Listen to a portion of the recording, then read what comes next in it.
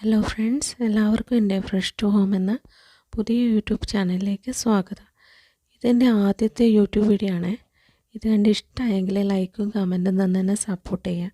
Subscribe ചെയ്യാനും share ചെയ്യാനും മറക്കല്ലേ. ഞാൻ ആദ്യം ഇവിടെ ഉണ്ടാക്കാൻ പോകുന്നത് ചേനപ്പായസമാണ്. ആദ്യത്തെ വീഡിയോ തന്നെ ഒരു പായസം ഉണ്ടാക്കി തന്നെ തുടങ്ങാം എന്ന് കരുതി. നമുക്ക് വീഡിയോയിലേക്ക് പോവാം. ഇതിന് ഞാൻ എടുക്കുന്നത് 1 കിലോ ചേനയാണ്.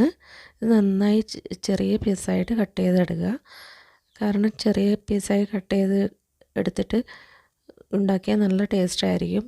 കാരണം നമ്മൾ വലിയ പീസായി കട്ട് ചെയ്ത് അത് പുഴുങ്ങിയിട്ട് മിക്സിയിലൊക്കെ അടിച്ചിട്ട് ഉണ്ടാക്കിയാൽ ആ ഒരു ടേസ്റ്റ് കിട്ടില്ല. അതുകൊണ്ടാണ് ഞാൻ ഈ ചെറിയ പീസാക്കിയിട്ട് കട്ട് ചെയ്തെടുത്തിട്ട് ഉണ്ടാക്കുന്നത്. അപ്പോൾ നല്ല പായസത്തിന് നല്ല ടേസ്റ്റ് ആയിരിക്കും, കുടിക്കാനും നല്ല ടേസ്റ്റ് ആയിരിക്കും. അതിനുശേഷം അത് നന്നായി പുഴുങ്ങിയെടുക്കുക. ആ സമയം കൊണ്ട് നമുക്ക് കുറച്ച് നേന്ത്രപ്പഴം നല്ലോണം കട്ട് ചെയ്ത് എടുക്കാം. അത് നല്ല പീസായിട്ട് കട്ട് ചെയ്തതിന് ശേഷം ശർക്കര പാനി ഉണ്ടാക്കാം. ഒരു ഉരുളി എടുത്ത് അതിലേക്ക് 2 സ്പൂൺ നെയ്യ് ഒഴിച്ച് കൊടുക്കുക. അതിനുശേഷം നമുക്ക് അതിൽ കുറച്ച് അണ്ടിപ്പരിപ്പ് ഇട്ട് കൊടുക്കുക. അതൊന്ന് വാടി വരുമ്പോൾ അതിലേക്ക് കുറച്ച് മുന്തിരി ഇട്ട് കൊടുക്കാം. അണ്ടിപ്പരിപ്പും മുന്തിരിയും നല്ല ഗോൾഡൻ ബ്രൗൺ ആകുന്നവരെ നമുക്ക് നല്ലോണം വറുത്തെടുക്കണം.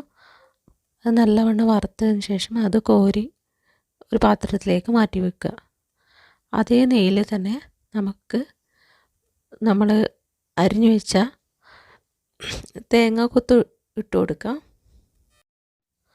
തേങ്ങാക്കൊത്തൊന്ന് നല്ലൊരു ഗോൾഡൻ കളറാകുന്നവരെ നമുക്ക് ഫ്രൈ ചെയ്തെടുക്കാം.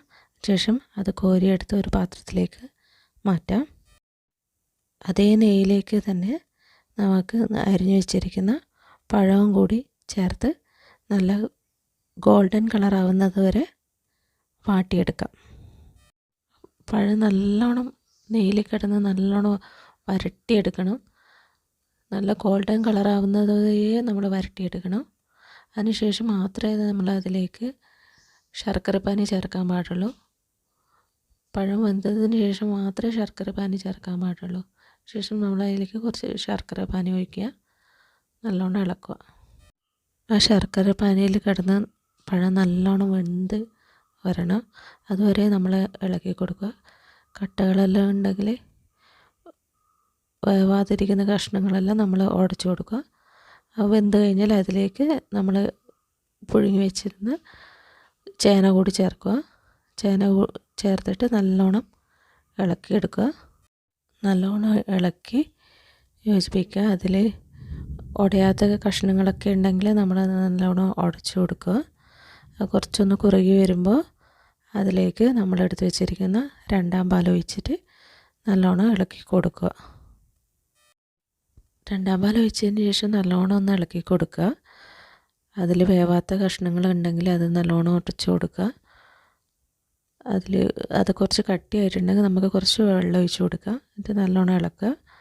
അതിനുശേഷം അതിലേക്ക് നമ്മളെടുത്ത് വെച്ചിരിക്കുന്ന 1ാം പാൽ ചേർത്തിട്ട് നല്ലോണം ഒന്ന് ഇളക്കി കൊടുക്കുക. തേങ്ങാപ്പാൽ ഒഴിച്ചതിന് ശേഷം നല്ലോണം കുറുകുന്ന വരെ നമുക്ക് നല്ലോണം ഇളക്കി കൊടുക്കാം. ഒരു തിള വരുന്നവരെ നല്ലോണം ഇളക്കി കൊടുക്കാം.